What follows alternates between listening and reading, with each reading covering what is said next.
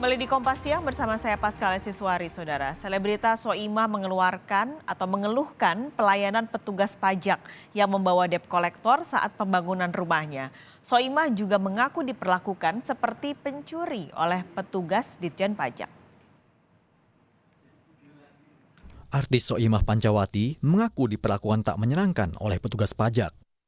Saat itu, petugas memasuki rumah yang tengah dibangunnya sambil membawa debt collector.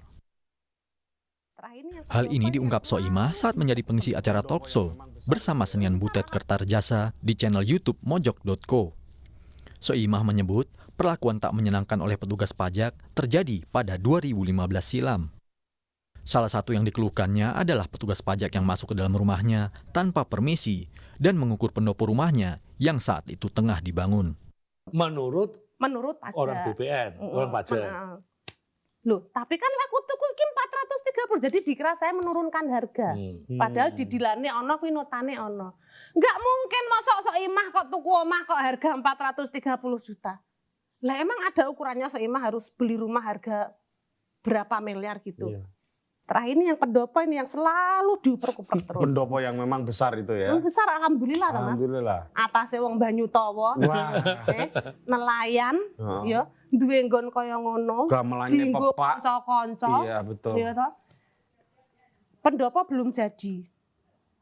Udah dikelilingi oleh orang pajak.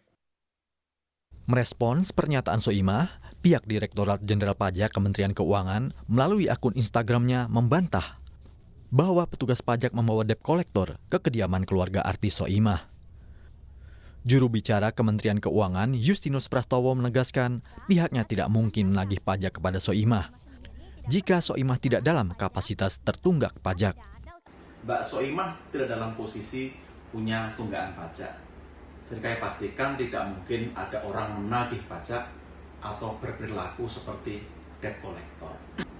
Penilaian pendopo juga dilakukan secara proper melalui usulan, surat tugas, dan petugas penilai untuk memastikan berapa nilai bangunan itu sebenarnya sesuai dengan aturan yang berlaku. Dan hasilnya pun dituangkan dalam laporan, bahkan nilainya lebih kecil dibanding yang dideklar oleh Mbak Soimah. Ditjen Pajak juga meminta maaf atas kesalahpahaman yang terjadi dan berjanji akan memperbaiki pelayanan terhadap masyarakat yang menjadi wajib pajak. Tim Liputan, Kompas TV.